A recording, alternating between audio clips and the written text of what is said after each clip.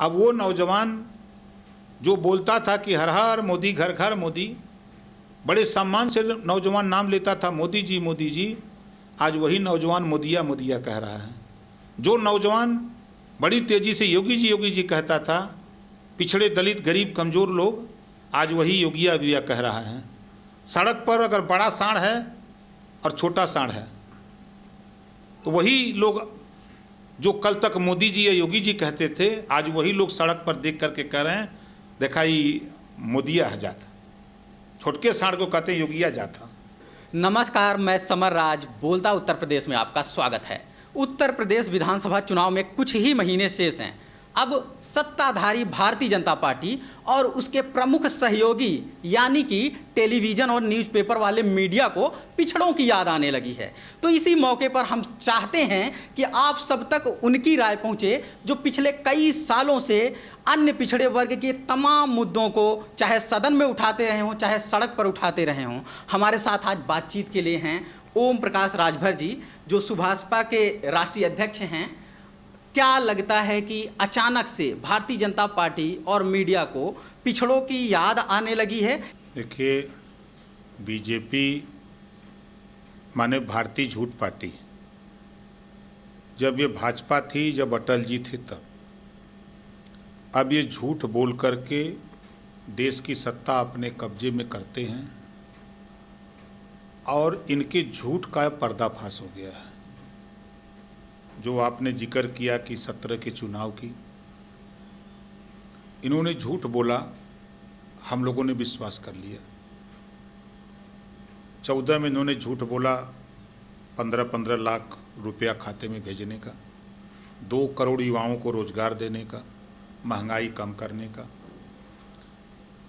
जब 14 में सरकार बनानी थी तो विपक्ष में थे, तो ये लोग कहें कि भारत को सोने की चिड़िया बनाएंगे, तो लोगों ने सोचा कि भाई काम करेंगे। सत्ता दे दिया तो विश्व गुरु बनाने लगे। विश्व गुरु नहीं बना पाए, तब उसके बाद इन्होंने कहा कि अब आत्मनिर्भर हो जाओ, उसको भी नहीं कर पाए। तो अब तब तक 22 का चुनाव आ गया। अब 22 के चुनाव में जो वादा इन्होंने किया था, रोहिणी आयोग 7 सितंबर 2017 को बनाते हैं और ये कहते हैं कि 6 महीने में रिपोर्ट आएगी और लागू कर देंगे, और 17 से लेके 21 हो गया। टाइम पे टाइम, जैसे अदालतों में तारीख पे तारीख, उसी तरह इनके रोहिणी आयोग में समय पे समय बढ़ाते जा रहे हैं। अब 31 जुलाई का आखिरी डेट है।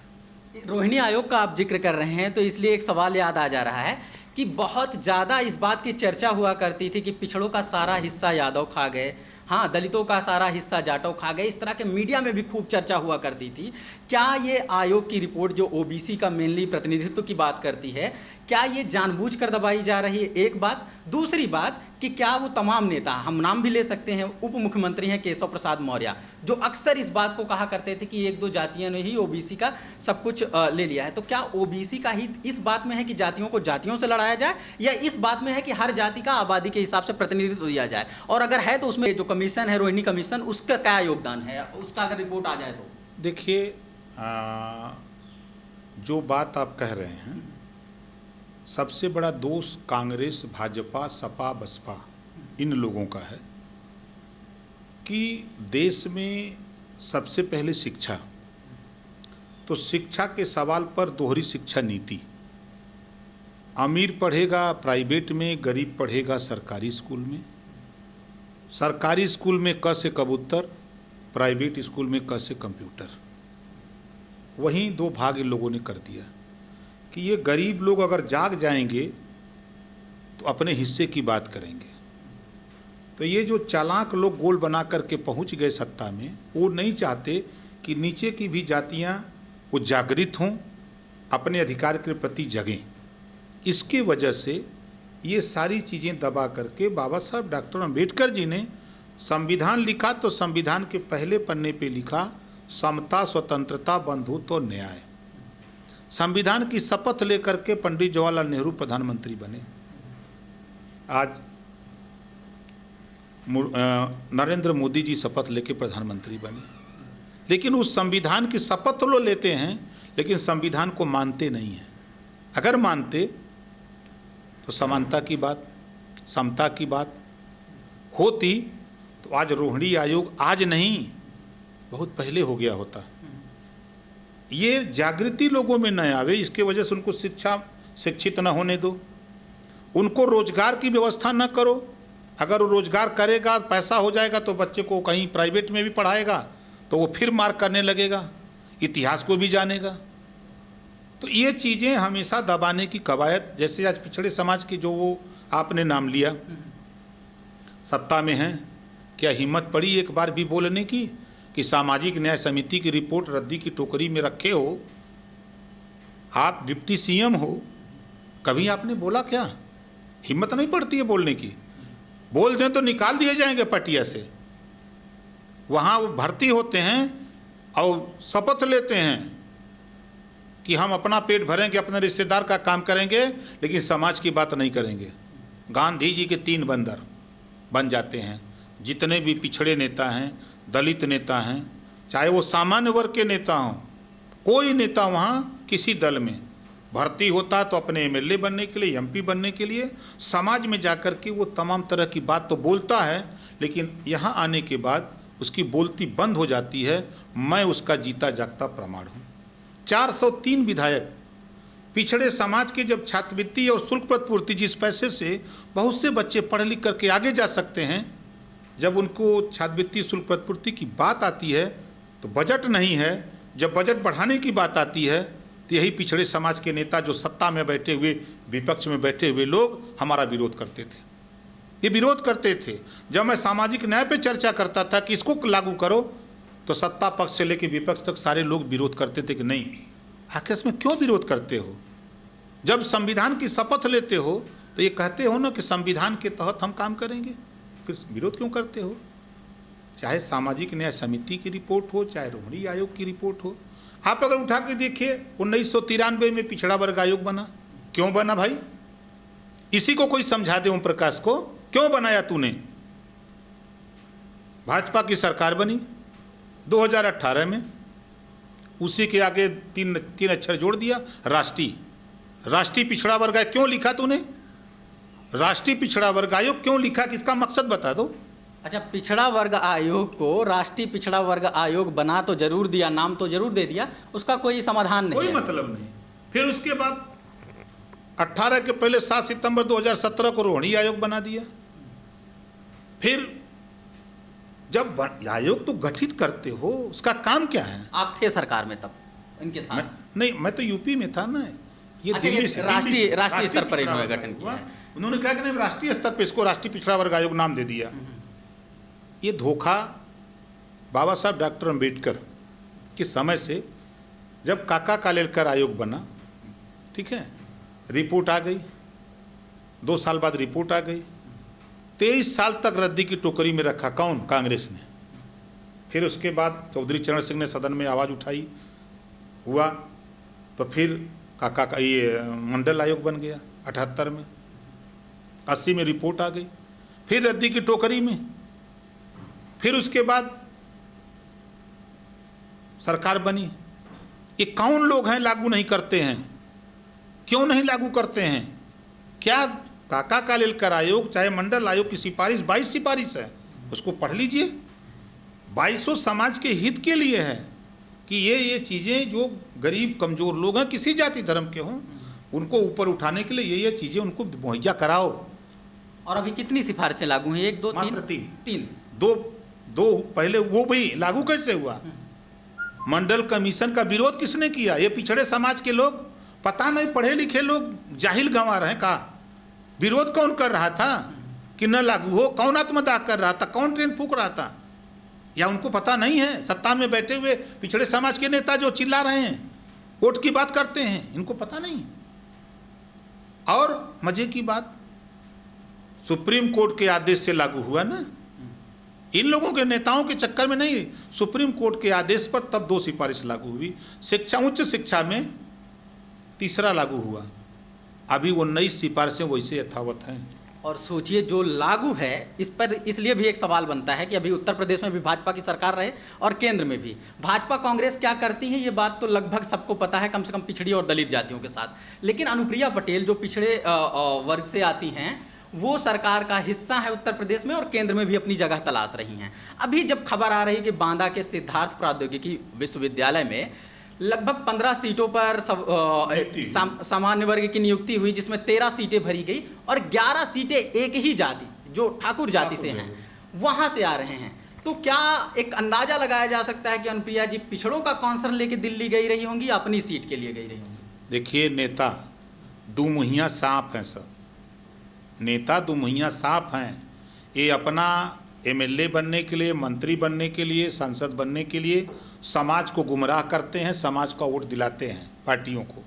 वो बन जाते हैं, उसके बाद 5 साल वो चुपचाप मार के रसमलाई चमचम खाते हैं। भाड़ में जाए उनका बिरादर, भाड़ में जाए उनका समाज।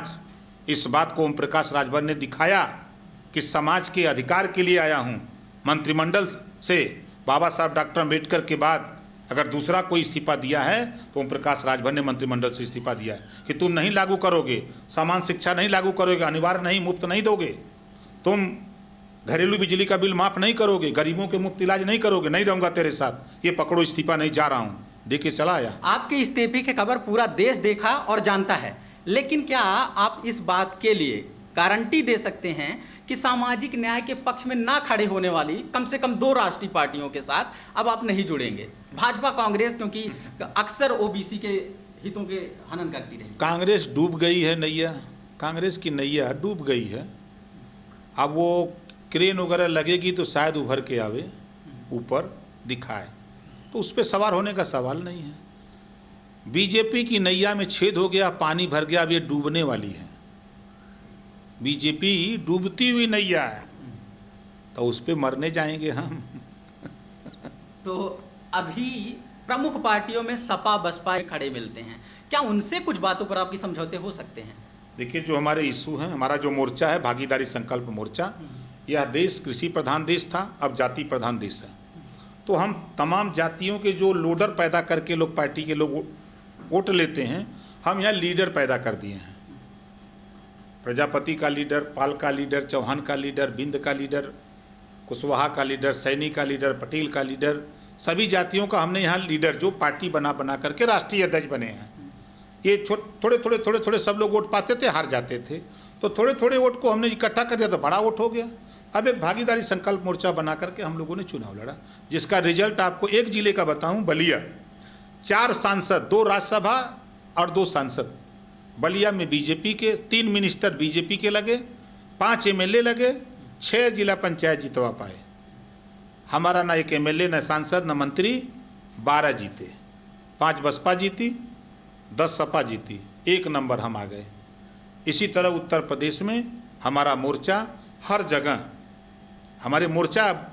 लेकिन इस बात से हम सबको इस बात पे सहमत होना पड़ेगा कि पूरे प्रदेश में इस तरह के प्रदर्शन के लिए किसी न किसी बड़े दल के साथ आना पड़ेगा, जो 2-4 जिलों के बाहर जिसका विस्तार है। 60-70 जिलों में जिनका विस्तार है वो 3 पार्टियां हैं, भाजपा, सपा और बसपा। इनमें से अगर अब आप भाजपा के लिए अगर मना कर रहे हैं तो सपा और बसपा में, कल आपका एक बयान आया, मीडिया में बहुत चला, तो उसको अखिलेश यादव ने शेयर किया, सोशल मीडिया पे बहुत देखा जा रहा है कि भाजपा डूबती हुई नैया है, तो अखिलेश यादव बहुत उत्साहित हो रहे हैं उस चीज़ को लेकर। क्या कुछ बातचीत चल रही है क्या? हमसे किसी से कोई बातचीत नहीं है। देखिए, आज की तारीख में 42% वोट अति पिछड़ों का है, जो दर दर भटकता है, अति पिछड़ा और अति दलित, नाई। ये राजनीति की पता नहीं किस मुहान पे है, गोंड है, पाल है, प्रजापति है, अर्कबंसी है, बारी है, बंजारा है, बहेलिया है, राजभर है, चौहान है, बिंद है, केवट है, मल्ला है, माझी है, मजवारा है, धोबी, धरकार, पासी, खटी, खेला, कुजड़ा, ऐसी जातियां हैं जो राजनीति में दिखती नहीं, लेकिन इनकी आबादी 42% है। इस 42% आबादी में हम काम करते हैं, हमारा मोर्चा काम करता है। अब 22% आ गए, ओवैसी जी का वोट है, ओवैसी जी को साथ ले लिए, सब वोट मिला करके 65, 100 में 65 हमारा है, अब 35 में भी बंटवारा है। लेकिन ये समीकरण लगभग 73% इसी तरह का वोट बन रहा था बिहार में, मुस्लिम को लेकर, दलित को लेकर, अति पिछड़ों को लेकर के लगभग 70% के आसपास बन रहा था। हम बिहार भी आए थे, कुशवाहा जी से बात हुई थी, आपसे नहीं हो सकी मुलाकात। तमाम चीज़ें लगभग सामाजिक न्याय की एक किताबी जो रेखा होती है उस हिसाब से सबसे मजबूत फ्रंट था। लेकिन आखिर में नतीजे लगभग 4.5% के वोट के रूप में आए। आप तीनों लोगों के लगभग 1.5% के आसपास में वोट रहे, आपकी भी उसमें एक भूमिका रही चारों लोगों की। तो और भी अन्य दल थे, 4-5 अन्य दल थे। तो इससे एक चीज़ का तो अंदाज़ा लगाया जा सकता है कि प्रदेश में एक बेहतर प्रदर्शन के लिए तमाम स्ट्रेटजी अपनाई जाती हैं। उदाहरण के लिए पंजाब में आज बसपा ने अकाली दल से गठबंधन कर लिया। मैं एक सवाल इसी से करना चाहता हूं कि बसपा के साथ आप लोग मिल करके बिहार में चुनाव लड़े थे, तो क्या अभी वो बातचीत है कि वहाँ भी बातचीत खत्म हो चुकी है? कि वो गठबंधन बिहार के लिए था। बिहार में वो गठबंधन चुनाव में हुआ था। जो रिजल्ट आप बता रहे हैं वो ठीक चुनाव की घोषणा होने के बाद, हाँ वो बाद में गठबंधन हुआ। यहाँ जो गठबंधन है 2 साल से गठबंधन काम कर रहा है। यहाँ जो भागीदारी संकल्प मोर्चा का गठबंधन है ये 2 साल से धरातल पे काम कर रहा है। इसका अगर फिगर देखेंगे तो बलिया में 50,000 लोग जुटे थे, एक जिले के लोग। कुशीनगर में 30 से 32,000 लोग जुटे थे। गाजीपुर में 40-42 हज़ार लोग जुटे थे। इलाहाबाद में 25,000 लोग जुटे थे। अभी इसी अप्रैल में 5 अप्रैल को मैंने कार्यक्रम किया था मैनपुरी में, 25,000 लोग जुटे थे। ये जो लोग जुटते हैं अपने पैसे से, अपनी गाड़ी से आते हैं। हम 1 रुपया किसी को हम लोग देते नहीं हैं। ये 25,000 लोग मैनपुरी में समाजवादी पार्टी का गढ़ है, बीजेपी का गढ़ है, बसपा का गढ़ है। उस गढ़ में ओम प्रकाश राजभर रैली करते हैं तो 25,000 की संख्या बहुत होती है। हम शामली मीटिंग करते हैं, मेरठ करते हैं, मुरादाबाद, अलीगढ़ करते हैं, आगरा करते हैं, बांदा, चित्रकूट, जालौन करते हैं, झांसी करते हैं, इलाहाबाद करते हैं, प्रतापगढ़ करते हैं, कौशाम्बी करते हैं। 5,000, 10,000, 20,000, 25,000 लोग, वो लोग आते हैं हमारे यहाँ अपने पैसे से, अपने संसाधन से, जो अपनी लड़ाई खुद लड़ना चाहते हैं। ये तो आप अपने संगठन की, अपने मोर्चे की ताकत बता रहे हैं। ठीक है, अभी चुनाव में क्योंकि 8-9 महीने हैं, अभी आप पत्ते नहीं भी खोलेंगे ताकि वो संशय बना रहे तमाम दलों में, तमाम फ्रंट में कि कितनी गुंजाइश है, कितनी सीटों पर बात बनेगी। लेकिन एक क्योंकि हम लोग की बातचीत शुरू हुई थी पिछड़ों की राजनीति से लेकर पिछड़ों को मिली भागीदारी को लेकर के, अभी भारतीय जनता पार्टी में बहुत उठापटक मची हुई है। ऐसे दिखाया जा रहा है जैसे दिल्ली और लखनऊ के बीच बहुत झगड़ा मचा हुआ है। इससे क्या सच में योगी बनाम मोदी चल रहा है?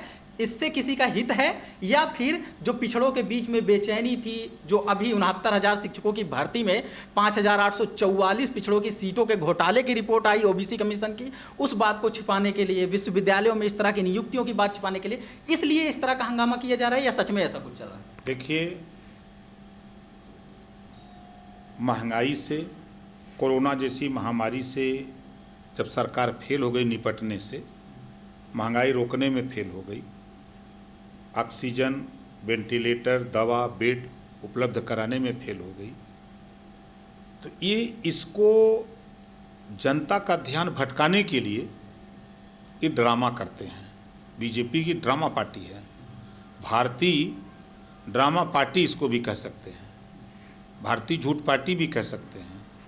ये ड्रामा कर रहे हैं यहाँ से वहाँ तक। आप देखिएगा, योगी जी मुख्यमंत्री रहेंगे। 19 के चुनाव के पहले मंत्रिमंडल का विस्तार हुआ था, उसी तरह मंत्रिमंडल का विस्तार होगा।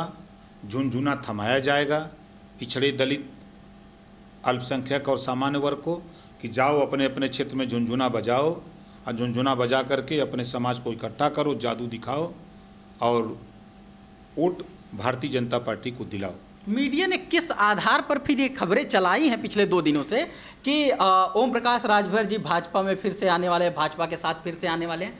कोई तो सूत्र होगा, या उनके सूत्र इतने हवाई हैं? हम 15 दिन से यही सूत्र सुन रहे हैं कि योगी जी बदल गए, आज बदल जाते हैं, कल बदल जाएंगे। सूत्रों के हवाले से खबर है कि AK शर्मा जी शपथ दिलाई जाएगी, राज्यपाल से मिलकर के पूरी सूची दे दी गई मंत्रिमंडल की। सूत्रों के हवाले से जो खबरें, और कुछ भी नहीं हुआ। रिजल्ट क्या आया? मैं फाइनल रिजल्ट बीजेपी का बता रहा हूँ। योगी CM रहेंगे, AK शर्मा सरकार में शामिल हो जाएंगे, अभी जितिन प्रसाद भी शामिल हो जाएंगे, और कुछ चेहरे हैं उनको शामिल कर लिया जाएगा। जो जातियां नाराज हैं उनकी जातियों को मंत्री बना करके उनका पीठ सोहराया जाएगा, उनके बीच में उनको भेजा जाएगा कि जाओ उनके पीठ पे जो चोट लगी है मरहम लगाओ। और आप मंत्री पद पर भी नहीं मानेंगे? अगर कहा जाए कि अब इस बार 2 मंत्री बना देंगे? 2 नहीं 8 मंत्री से इस्तीफा दिया हूँ, अकेले नहीं दिया हूँ। अच्छा। अभी यही तो भ्रम है, लोगों को पता नहीं है। 8 मंत्रिमंडल मेरे पास था, 1-2 नहीं। गंगाराम के पास एक विभाग था, सुदामा दादा के पास था, छोटे लाल के पास था, महेश प्रजापति के पास था, राधिका पटेल के, इस तरह 8 लोग थे। 8 लोगों ने इस्तीफा दे दिया, चूँकि 40 दल मिल करके सरकार बनाए हैं दिल्ली में, लेकिन नाव भाजपा या मोदी का होता है। हाँ, ये अच्छा, एक चीज़ का तो दावा किया जा रहा है कि कोई भी प्रलोभन दिया जाए, कोई भी पद दिया जाए, कम से कम भारतीय जनता पार्टी से बात नहीं बनेगी। अब पता नहीं किस सूत्र की बात कही जाती है। अक्सर इस ब्राह्मणवादी मीडिया को कहा जाता है कि जनेऊ सूत्र से ही सारी खबरें आती हैं। आप इस बात को इतनी गंभीरता से ले लीजिए कि पत्रकारिता की प्रोफेशनल पढ़ाई करते करते आप थक जाएंगे, लेकिन मीडिया इस भारत में कम से कम जिस जाति हित के लिए पत्रकारिता करता है उसको छुपा नहीं सकता। हम बातचीत के बिल्कुल आखिर में इस बात पर बात करेंगे कि 9 महीने बाद क्या होने वाला है। अभी 2020 तक भाजपा नंबर 1 चल रही थी, इसमें कोई दो राय नहीं। उपचुनाव भी हुए, उसमें भी 2021 में अचानक ऐसे क्या हुआ कि भाजपा को अपनी साख बचाने के लिए मुख्यमंत्री रहेंगे या नहीं रहेंगे, इस तरह की बहस होने लगी। कौन हराएगा, सपा इमर्ज हो रही है, बसपा हो रही, या थर्ड फ्रंट, फोर्थ फ्रंट के तमाम लोग आ रहे हैं। अचानक हुआ क्या 2021 में? देखिए, आपने 2-3 बातें बताई। बाई इलेक्शन सत्ता पक्ष और विपक्ष का होता है, वो रोल हुआ, सत्ता पक्ष जीता, विपक्ष जीता, ये खेल हुआ। 20 तक हम गांव देहात का रहे वाला मनई है। गांव में जब किसी बेटे की शादी होती है, जब बहू आती है, दुल्हन आती है, तो आसपास के पूरे गांव की महिलाएं गांव देहात में कहती चला फलाने का पतोहिया देखी आवल जा। तो 4 औरतें 5 औरतें मिल के आती हैं, देखती हैं उसको, तो 10 रुपया 20 रुपया जिसकी जो हैसियत होती है उसको देती भी हैं, मुँह दिखाई। ठीक है। उसके बाद जब वो बहू दोबारा अपने मायके जाती है ससुराल से, और मायके जाने के बाद फिर दोबारा जब ससुराल आती है, तो उसकी ननद और जेठान भी उसको कनकिटिया नहीं देखती हैं। ठीक है। बीजेपी को लोगों ने बड़ी उम्मीद से ये उम्मीद करके गए कि हमारे साथ न्याय करेंगे, हमको रोजगार देंगे। अब वो नौजवान जो बोलता था कि हर हर मोदी, घर घर मोदी, बड़े सम्मान से नौजवान नाम लेता था, मोदी जी, आज वही नौजवान मोदिया मोदिया कह रहा है। जो नौजवान बड़ी तेज़ी से योगी जी कहता था, पिछड़े दलित गरीब कमज़ोर लोग, आज वही योगिया योगिया कह रहा है। सड़क पर अगर बड़ा सांड है और छोटा सांड है, तो वही लोग जो कल तक मोदी जी या योगी जी कहते थे, आज वही लोग सड़क पर देख करके कह रहे हैं देखा ही मोदिया है जाता, छोटके सांड को कहते हैं योगिया जाता। बहुत हैरानी की बात है और बहुत लोगों को हास्यास्पद लग सकता है। सहारनपुर से लेकर वाराणसी तक हमने लोकसभा चुनाव की कवरेज की थी, और हैरानी यही कि सांडों का यही नाम रखा गया था।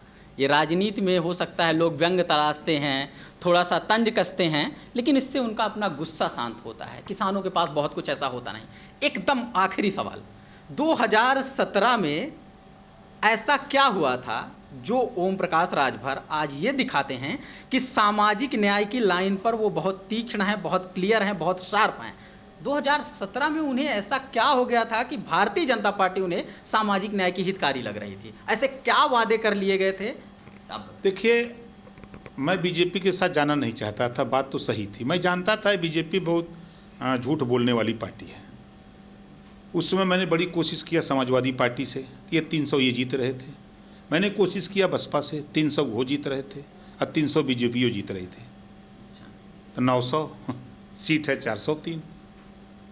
बड़ी कोशिश किया कि ये लोग मान जाते तो इन लोगों के साथ मिल कर के।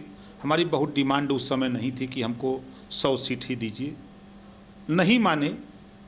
उसी बीच हमारी बात वो माथुर से एक दिन ट्रेन में हो गई, तो देखे तो वो उन्होंने पूछा कि कहाँ जा रहे हैं हम, कि भैया चुनाव आयोग जा रहे हैं और कहें आपका नाम? हम के ओम प्रकाश राजभर। कहा अच्छा अच्छा, वो राजभर जी जो आप पार्टी बनाए? हम के हाँ भैया। कहें कि बड़ा नाम आपका सुने। हमारे उनके ट्रेन में बात हुई, बातचीत के बाद तो उन्होंने कहा कि काम से खाली होके हमारा पता है, हमसे मिलिए ज़रा। तब तक मैं नहीं समझ पाया कि ये ओम माथुर हैं और ये उत्तर प्रदेश के प्रभारी हैं। स्टेशन पर उतरे दोनों लोग। उतरने के बाद तो वो अपनी गाड़ी में, हम अपनी गाड़ी में। फिर उन्होंने कहा कि हमारा चाय पी के जाइएगा। मैं निर्वाचन गया, काम किया, खाली था तो मैं उनके यहाँ गया, तो बात वहीं शुरू हुई। तो उन्होंने कहा, तो हमने अपनी लड़ाई, उन्होंने हमसे पूछा कि आप क्या लड़ रहे हो, समाज को क्या देना चाहते हो।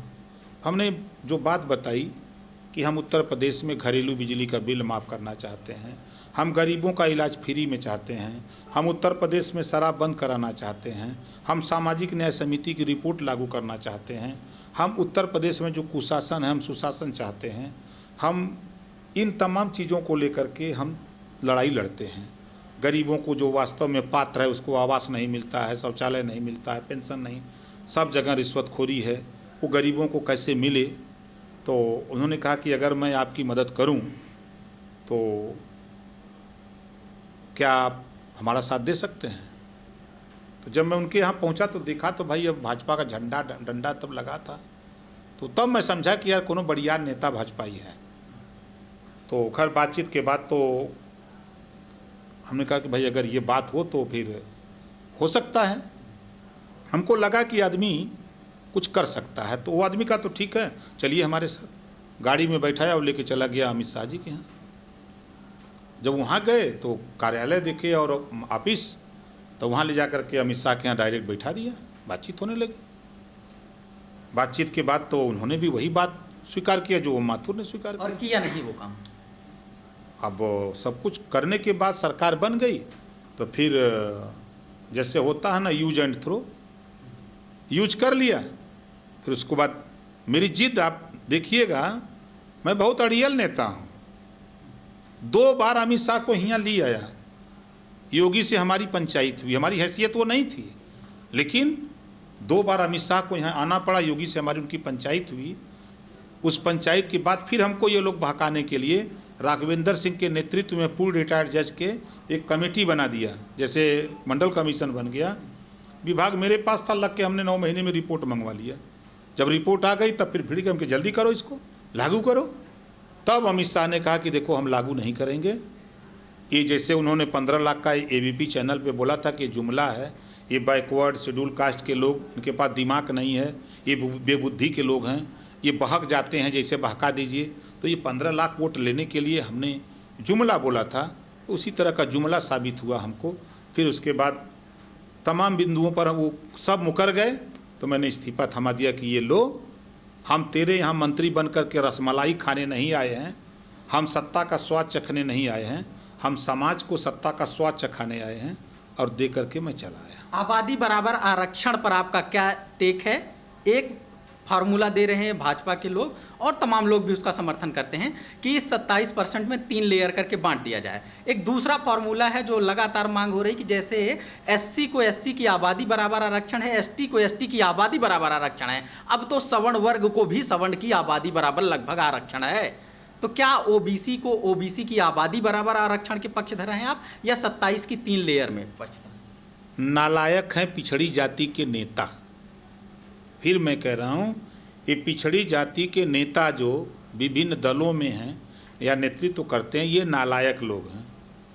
ये लायक हो जाते तो 52% रिजर्वेशन मिल जाता। आपका स्टैंड क्या है? उसे 52% तो चाहते हैं 52। मैं तो कहता हूँ हम देखिए 2 विचार के हैं। पहला तो जो बना हुआ है, जैसे यहाँ चावल दाल रोटी सब्जी बनी है, भूख लगी है, यहाँ खाए। उसके बाद हमको अगर मछली के शौकीन हैं, मीट के शौकीन हैं, तो वो बनना है अगर अभी 6 महीने बाद या साल भर बाद, तो वो बने, उसको खाएंगे। लेकिन ये कह दीजिए कि यहाँ छोड़ दीजिए चावल दाल, मत खाइए, 6 महीना उपवास करिए, और वो बनेगा तो खाइएगा। इसे आसान शब्दों में समझे आप कि जो अभी आरक्षण है OBC के लिए, उसमें भी बराबर का हिस्सा चाहिए, और अगर ओबीसी की पूरी आबादी बराबर आरक्षण मिले तो इससे बेहतर कुछ नहीं होगा। बहुत बहुत शुक्रिया आपका हमसे तमाम मुद्दों पर बातचीत करने के लिए। हम उत्तर प्रदेश की इस बदलती हुई राजनीति में अगले 8-9 महीने लगभग हर पहलू पर चर्चा करेंगे, लगभग हर उस नेता से संपर्क करेंगे जो इस बात का दावा कर रहे हैं कि सत्ता के इस बदलाव में उनकी भूमिका है। कोशिश की जाएगी कि आप तक बात पहुँचे, और बेशक निस्संदेह हम जात की बात करेंगे, क्योंकि बीमारी की बात करने से, बीमारी का इलाज करने से बीमारी से मुक्ति मिलती है।